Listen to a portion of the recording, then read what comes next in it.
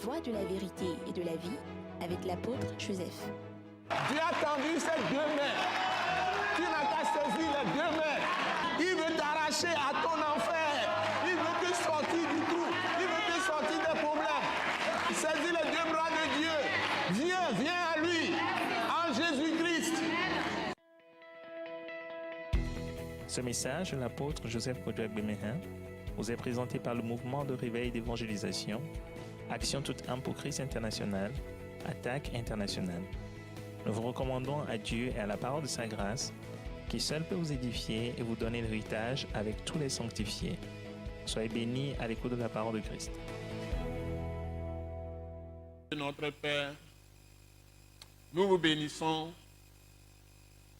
vous qui nous suivez en ce moment.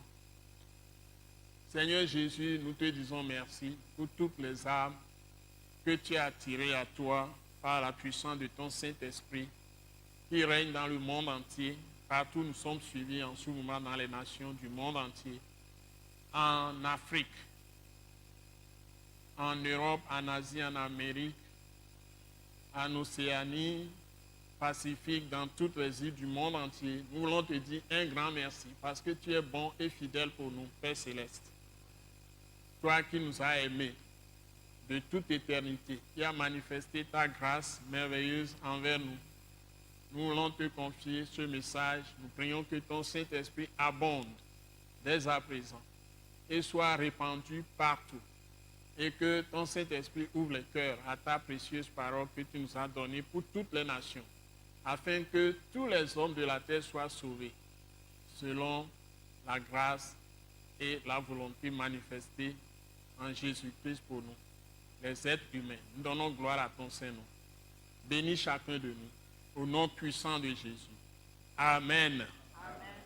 Nous bénissons dans le Seigneur Jésus-Christ et nous sommes de l'Attaque internationale, Action tout temps pour Christ, qui vient chaque fois vous donner les meilleures paroles de Dieu que le Christ Jésus, notre Seigneur, le Messie, le Fils du Dieu vivant nous a donné, de la part du Père Céleste, notre Dieu et Père, qui nous a révélé comme son Père, mais aussi le Père de tous les hommes qui croiront en lui, Jésus-Christ. Et il s'est présenté lui-même, en dehors des témoignages des prophètes de l'Ancien Testament, comme du Nouveau Testament et des apôtres, lui-même, il s'est présenté et là, il a déclaré lui-même qu'il est le Fils du Dieu vivant. C'est-à-dire, il existait avant toute chose, avant le commencement du monde, puisque c'est lui, la parole, qui a créé le monde. Donc, il s'est révélé dans l'histoire comme la parole. Et c'est lui qui parlait.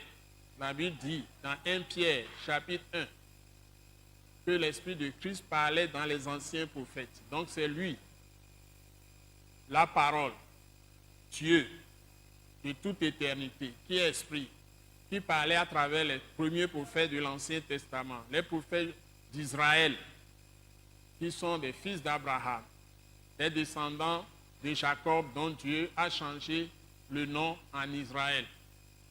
Donc nous devons bien maîtriser les choses, surtout quand nous sommes des enfants de Dieu qui croient en Jésus-Christ. C'est pourquoi je précise ces choses. La foi, je l'ai toujours enseigné, c'est aussi un langage. La foi a un code de langage.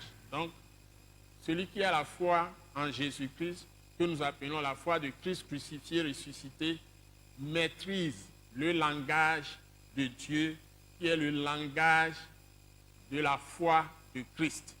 Ce n'est pas le langage de Moïse, ce n'est pas le langage des anciens prophètes. Parce que la Bible dit que tous ceux qui sont en Jésus-Christ, ils sont plus grands et le plus faible des chrétiens, qui est nouveau converti, qui ne connaît rien du tout de la parole de Dieu, la Bible dit qu'il est plus grand que tous les prophètes de l'Ancien Testament. Puisque le plus grand de ces prophètes, c'est Jean-Baptiste. Mais le plus petit dans le royaume de Dieu est plus grand que Jean-Baptiste. Nous ne devons pas faire des confusions. Nous n'allons pas aller copier les anciens prophètes pour venir enseigner le peuple de Dieu aujourd'hui. Le peuple de Dieu aujourd'hui n'a rien à voir avec le peuple de Dieu ancien. Donc Dieu a refait les choses. Donc c'est ce que nous annonçons à l'Attaque internationale et ce ministère est unique dans le monde. Nous ne copions personne de l'extérieur, dans aucun pays. Parce que le pays d'où nous relevons ne peut pas être maîtrisé. Il est tout petit, mais il est grand. Si les gens ne veulent pas le comprendre, ils ne comprennent pas que leur propre pays, c'est un grand pays. Je veux dire le Togo, qui est en Afrique de l'Ouest. Donc nous voulons vous bénir tous les Togolais et tous les Africains. Nous sommes à votre service et nous n'allons pas nous laisser intimider par des raisons de langage d'autres peuples, d'autres nations, ou bien nous laisser impressionner par quelque culture que ce soit, ou nous laisser impressionner par quelque science que ce soit, parce que chaque culture a reçu la science de Dieu, qui est la vraie science. Le mot science, on le trouve dans la Bible en premier, et c'est le premier livre, le livre le plus ancien qui a été imprimé, avant tout autre livre sur cette terre. Quand Jean Gutenberg a découvert l'imprimerie, je crois au 15e siècle. Que le Seigneur Jésus vous bénisse tous. Soyez vraiment bénis. Donc il faut connaître l'histoire et connaître le cœur de Dieu pour pouvoir maîtriser ce que nous disons à l'Attaque internationale, qui est un mouvement de réveil d'évangélisation, mais surtout une association apolitique à but non lucratif. Donc ce que nous faisons est unique. Et nous voulons bénir chacun de vous qui nous prêtez votre attention pour nous suivre. Soyez vraiment bénis. Amen. Nous allons aller aujourd'hui dans le texte de Tite chapitre 2. Nous commençons par le verset 1. Je vais demander à notre bien-aimée, notre sœur bien-aimée, Maman Grace, je vous laisse la parole. Tite 2, verset 1. Vous lisez le texte, s'il vous plaît. Pour toi, dis les choses qui sont conformes à la saine doctrine. Donc, l'apôtre Paul, poussé par le Saint-Esprit, écrit cette lettre à l'adresse de son disciple, le disciple de Christ Jésus, que Dieu lui a confié, qui est très jeune, mais qui considère comme son collaborateur, avec qui il traite avec respect et dignité de la personne de Tite, l'apôtre Paul, un vieillard, c'est-à-dire un homme de 3e âge, s'adresse à un jeune. Nous ne connaissons pas quel âge il est. Peut-être il a 18 ans, 19 ou 20 ans, nous ne savons pas. Nous ne savons pas non plus qui est marié ou qui n'est pas marié. Mais il s'adresse, c'est lui qui l'a amené à la foi. Mais il s'adresse à lui avec respect et révérence, parce qu'il respecte la dignité de Tite. Et tout ce qu'il lui recommande, puisque Tite est établi comme un conducteur d'église.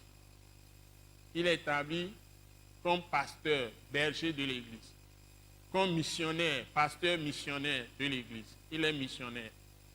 Donc, il a envoyé pour prêcher à des nations qui ne sont pas d'Israël, des nations païennes, Crète et d'autres nations. Donc, il doit annoncer la parole aux gens, traiter les gens selon la saine doctrine de Dieu. Pour toi, il doit donner la saine doctrine. C'est à lui qu'on s'adresse. C'est comme à nous aujourd'hui, les apôtres d'aujourd'hui. Tout ce qu'on demande, il n'y a pas de nouvelle révélation qu'on va nous dire que quelqu'un a reçu. Donc, tout ce qui devait être donné, les premiers apôtres ont tout donné. Mais les apôtres qui viennent maintenant, un apôtre avant tout, c'est un ancien. Un ancien, c'est un évêque. C'est toujours dans Tite. Dans le livre de Tite, on le trouve dans le chapitre 1. Le sang d'ancien, ça veut dire que c'est quelqu'un, d'abord il est venu à Christ, il a reçu la vocation céleste, le ministère de la parole de la réconciliation, mais il a fait un long chemin avec le Seigneur Jésus-Christ des années. Il arrive aussi à un âge de maturité. Troisième âge. Tous ces éléments jouent avant d'être un ancien. Ce n'est pas des petits-enfants ou des jeunes à eux qu'on attribue le mot ancien. Il y a aussi l'âge. Donc, quelqu'un qui arrive à un âge poussé, mais il a fait le ministère. C'est un homme de terrain. C'est un homme qui a pratiqué de longues années l'intimité avec Dieu lui-même, qui reçoit des instructions de Dieu directement par son Saint-Esprit. Et la Bible souligne même, pour le cas de l'apôtre Paul, comme l'apôtre Pierre, comme l'apôtre Jean, la plupart pour les apôtres, Jésus-Christ leur apparaît et leur parle, parce que Jésus est vivant. Il a été mis à mort, mais il est ressuscité. Il a vaincu la mort. Et il est revêtu, quand on l'a vu ressusciter, d'un corps céleste. Son corps traverse les murs.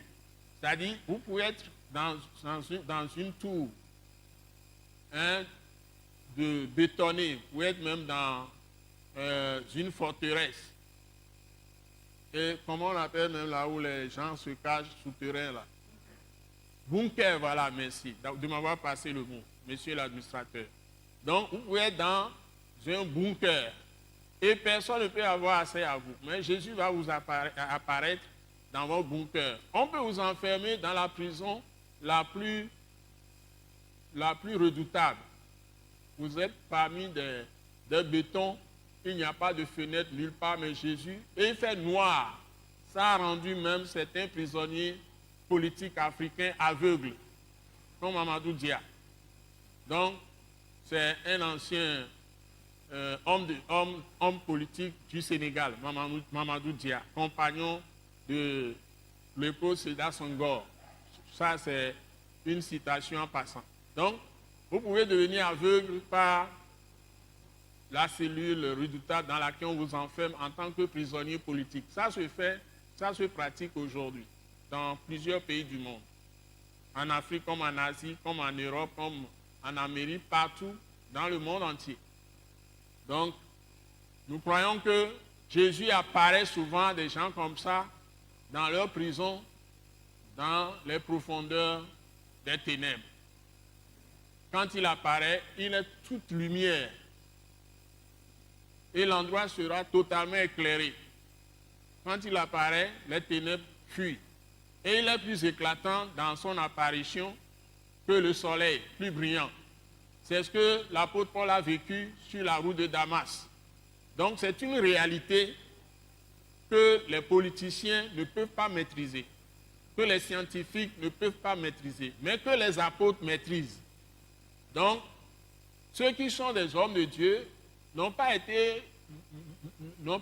être mis au placard pour dire qu'ils n'ont rien à voir dans ce qui se passe dans les nations. Les gens se trompent.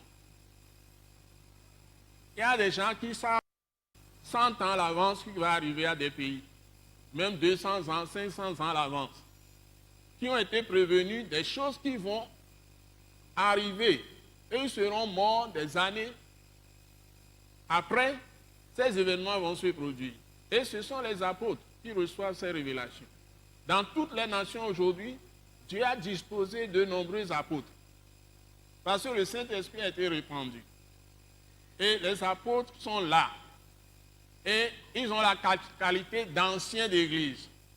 C'est ce que l'apôtre Pierre a été révélé pour nous dans 1 Pierre 5. Il est un ancien d'église. Il est dans une église, ça peut être petite église, mais ce grand apôtre, il n'était pas dans un état comme aujourd'hui, on parle de ses successeurs, soi-disant successeurs. C'est une parenthèse que je dis. Lui, il était quelque part insignifiant. Israël n'était même pas connu. Là où il était même, on l'avait même mis en prison à un moment donné, ce Pierre-là. Hein? Et là où il habitait, si vous allez là-bas aujourd'hui, vous serez vraiment étonné. Donc il n'était pas dans le luxe dans lequel les gens vivent aujourd'hui, ni C'est tout ce qu'on dit. Ils n'avaient pas des vêtements, ni précieux, ni des bijoux, ni quoi que ce soit, ni des chaussures même, agréables à voir. Il était en plus un simple pêcheur, c'est-à-dire son travail, un pêcheur, c'est-à-dire il va à la pêche. C'est un ouvrier pêcheur. Ce n'est pas un cadre supérieur d'une entreprise. Pas du tout. Donc, ce n'est pas un intellectuel. Pas du tout. Il n'a pas fait philosophie, il n'a pas fait psychanalyse, il n'a pas fait toutes les doctrines païennes qu'on enseigne dans des facultés de théologie aujourd'hui ou des instituts bibliques pour dire qu'on est en train de former des hommes de Dieu. Ça n'a rien à voir avec la loi de Dieu, la parole de Dieu. Donc, tout a été dévoyé, tout a été transformé. Donc, les apôtres, eux, Dieu les suscite par lui-même.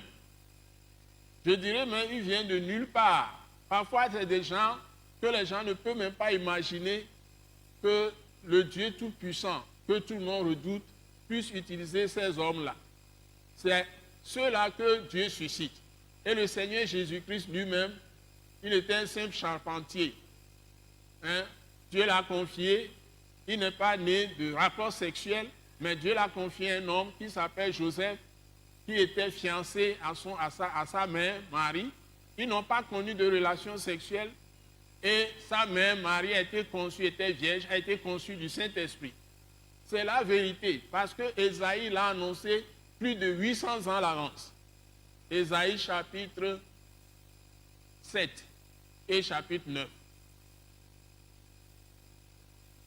Les prophéties d'Ésaïe sont les plus révolutionnaires.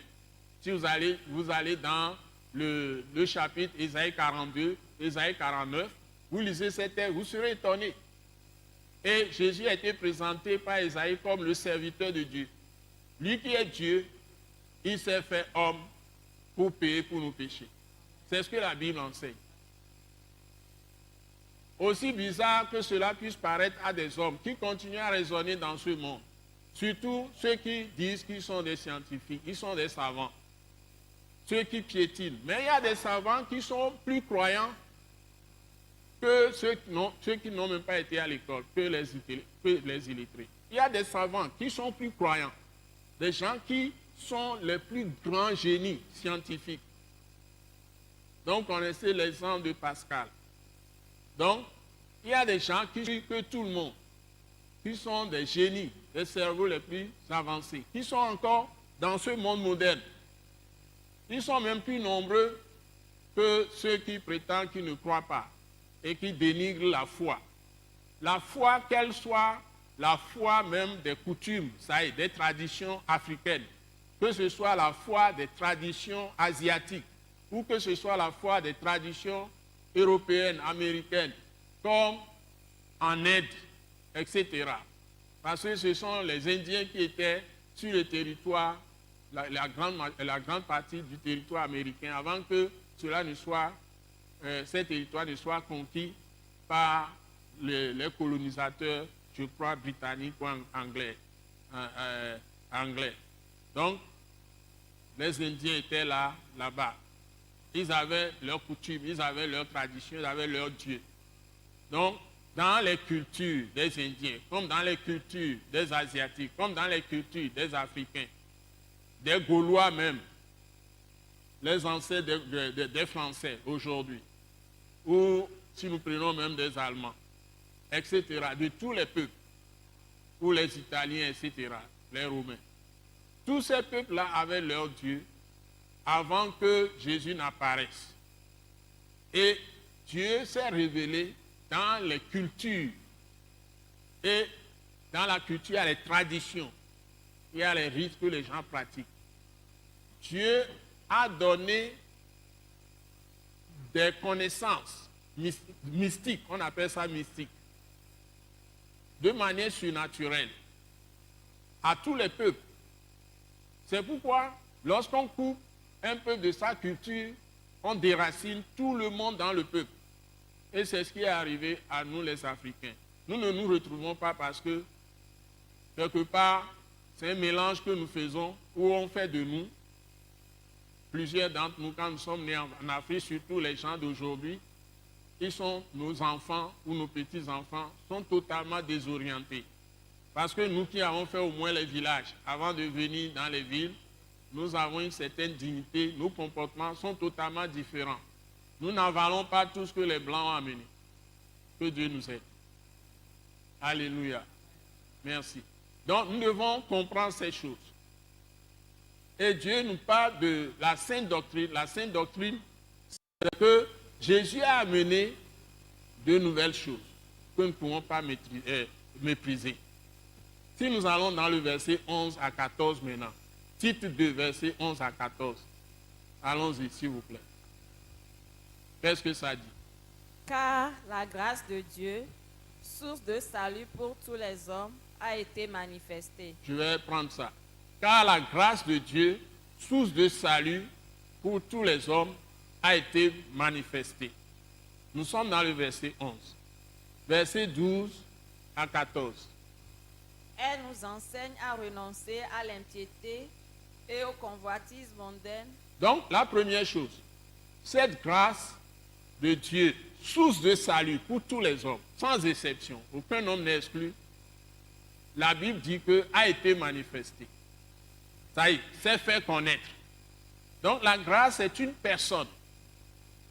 Ce n'est pas vague. Ce n'est pas une chose. C'est une personne. Nous devons bien comprendre la parole de Dieu. Et c'est pourquoi la grâce nous enseigne. Elle nous enseigne, c'est une personne. C'est une personne qui peut enseigner d'autres personnes. Le vent ne viendra pas vous enseigner. Le vent qui souffle, vous entendez le vent, vous ne voyez pas le vent. Un lion ne viendra pas enseigner les êtres humains. Ou un mouton va venir nous enseigner. Ou un oiseau va venir nous enseigner. Ce n'est pas possible.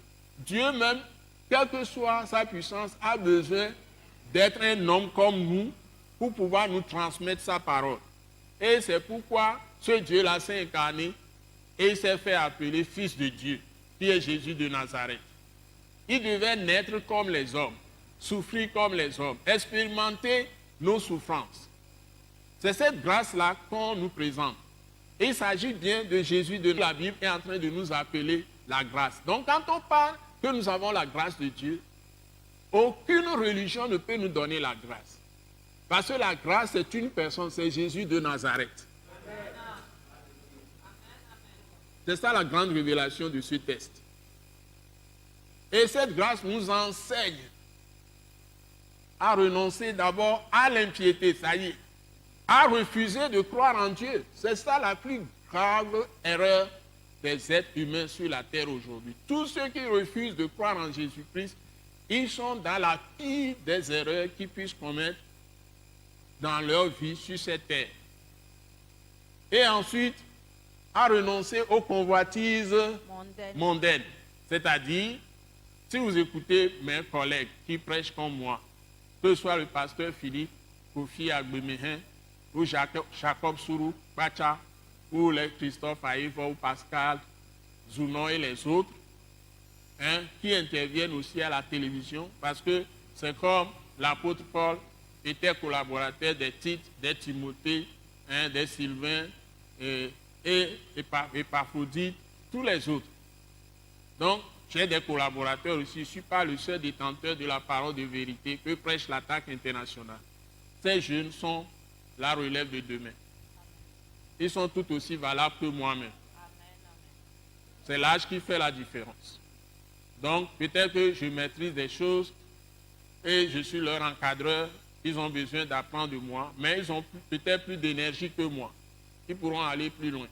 Que Dieu les bénisse. Amen. Donc, si nous continuons, cette grâce est une personne. Donc, déjà, on nous dit, ça nous enseigne à renoncer à l'impiété, aux convoitises charnelles.